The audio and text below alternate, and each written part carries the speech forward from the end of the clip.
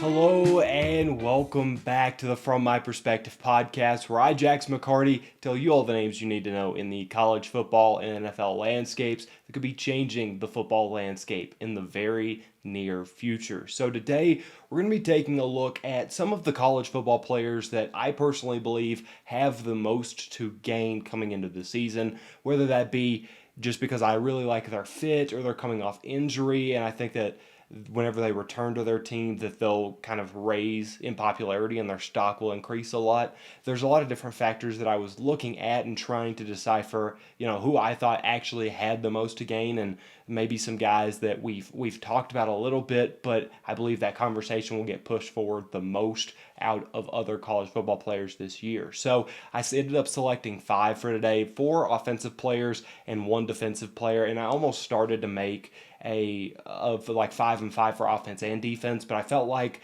primarily you're gonna get the general idea, and I think that there's a number of guys that could have filled out this list on defense. I just ended up moving towards a more offensive focused list for today. So if you like what you hear from this, or if you want to see more, make sure to subscribe, hit the like button, all that good stuff. But we start off the list with number 1, and also they're not really like ranked, I guess. This is just from in order of position. So we start with quarterbacks. We've got 2 quarterbacks for today. The first one I want to talk about is Casey Thompson. So if you'll remember during my Big 12 5 biggest questions for the season, or Big 10 rather, sorry. During that, I was quick to praise Nebraska, and I like them a lot as a team. And one of the reasons is because I like that Casey Thompson is now on the roster. He, for whatever reason, Texas wasn't in love with him. He was given the reins and was kind of treated like a stopgap quarterback that they even, he could have went out there and won a Heisman, and they probably would have been like, well, Quinn Ewers is an option. And so everything about that was very strange to me, and now he's going to a school that I fully believe will put their full support behind him, and I think Casey Thompson could end up becoming a really highly touted quarterback, maybe not in this upcoming draft class, but I think he could end up becoming one of those guys to watch. And then next year, if he does it all again, he could end up as a first rounder. I truly believe that he's a very talented quarterback, and it's one of those things that the team that Nebraska had last year, obviously they weren't great record-wise. They couldn't all string it together at the same time. They finished really close in division just about every game, in conference every game, and there's just a couple key pieces that you could see when you watch the Cornhuskers play football that, if they had a better this or they had a better that. I think that they've got quite a few of those pieces, and I could see them taking a pretty big jump. I could see Casey Thompson getting a lot of shine from that, as well as just being able to play good football. So Casey Thompson was the first name that came to mind and is also the first guy on the list for today, still organized by positions. But we're not done with quarterbacks yet. We go from Nebraska all the way to Boston College. Phil Yurkovich is very talented, and he could have been on these lists for like 3 years now since he transferred from Notre Dame. I think Yurkovich is just he's got the good arm.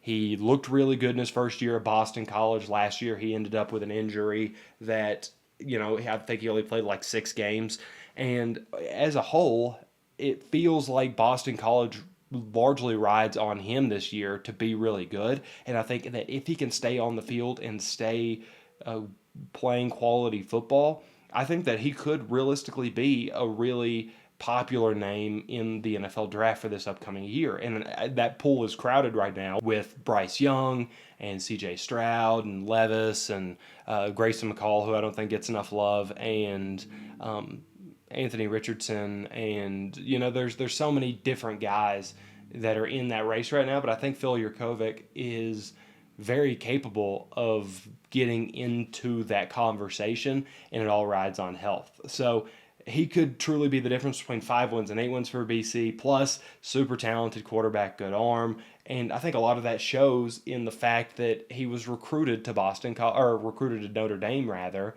And while he is not going to finish out his college career there, he had the makings to be a very talented quarterback for a giant program. And if he puts it all together, there's no telling what he can do.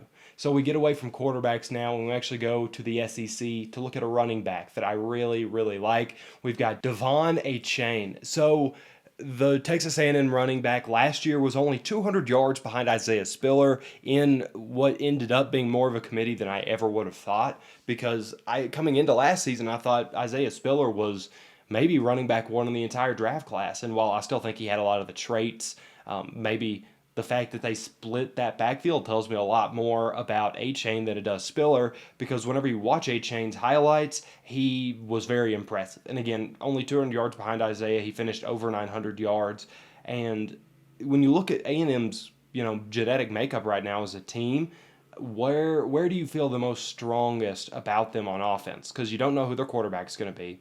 They've got pretty decent wide receivers. The O-line's good. So if you don't know exactly who your quarterback is, at least in the first, I don't know, third of the season, if you're still trying to work that out, the running game would really be their priority, I think. I don't think that that's, some realistic thought process or how I got to A to B. I think A-Chain could end up being one of those guys that is, he starts off the season so hot that even whenever you start to find some rhythm with your quarterback room or doing whatever, you can't really move off of him.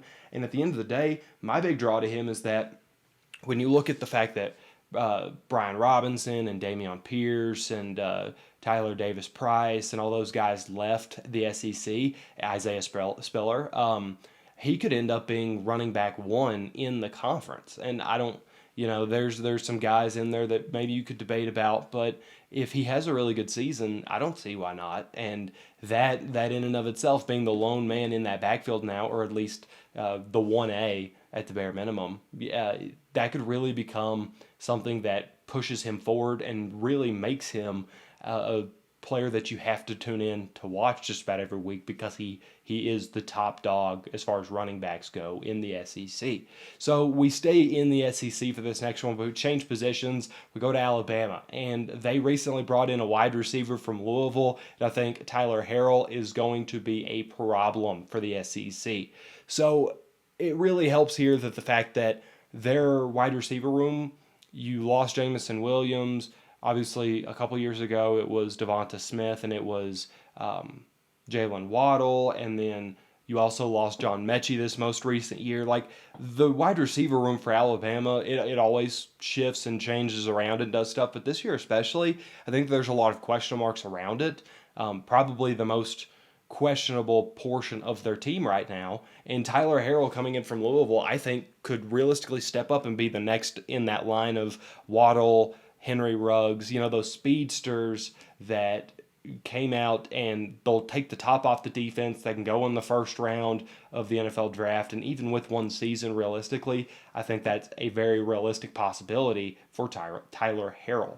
Whenever I look at the Alabama roster and the depth chart, I don't really see anybody who can keep him from being wide receiver one, which is a huge plus, especially when you're going to a school like Alabama. If you get to transfer in, learn the system, and immediately be the guy, what more could you want? I mean, it's hard to tailor make anything better than that, especially at a school like Alabama. So it's interesting for me to see. One of the coolest parts for me is that he's going to get boosted TV time, especially between Louisville and Alabama. So if he gets that giant chunk of the offense, it's going to be like, just he's here and he's here to stay immediately. And a lot of people may have never even heard of him by the time that he touches the field. So that element of surprise, it certainly represents a lot to gain for Tyler Harrell. So we got one final player. I talked about the defense. The defensive player, the one defensive player we have on this list. So we talk about somebody from Georgia. As you know, almost their entire starting seven, or front seven rather, went to the NFL. So who does that leave to kind of take over and to be the face of the program? Give me Nolan Smith from Georgia. That's who I'll be betting on to take that position. Because, like I said, their front seven, it's all gone. There's only 3 seniors that are projected to start right now in their front seven. Nolan Smith being one of them. And when you track his production through college, each year he has made a notable step up for the Bulldogs. His freshman year, he had 18 total tackles, 2.5 tackles for loss, 2.5 sacks. He had 21 total tackles, and then the same for tackles for loss and sacks, but he played 4 less games in his sophomore year, and then he over doubled each of those numbers except for sacks. He went from 2.5 to 4.5 in this most recent season. So I think it's pretty obvious. And he got 3 forced fumbles. He didn't have 0, or he had 0 up until this most recent season. So there's a lot that you can see in his game, that it's continuing to get better and it's continuing to evolve. And now that he gets to be the primary piece for Georgia, he could legitimately become one of those guys overnight that really solidifies themselves and pushes forward and becomes, the new Georgia linebacker. And as their top option in that linebacker room, I think he comes out, he makes a ton of noise. We know Georgia knows how to create defenders and knows how to create great players for the National Football League. I think Nolan Smith could just be the next guy in line. And it's as simple as that. He's now the leader. He kind of has to take over in that Nakobe Dean leadership position. He's not going to be playing the same type of football, but it should be interesting. And I really do think that over this next season, he could become one of the more known linebackers, in a sense, in college football, really. So what did you think about the list? Or anybody you think I left off, anybody I should have put on here? Make sure to leave those in the comment section below. But I will have also the players with the most to lose coming up. That'll be the next episode after this one. So if you got any predictions for that one, also leave those in the comments. But for now, this has been episode 22 of the From My Perspective podcast. Make sure to subscribe, and as always, I'll see you next time.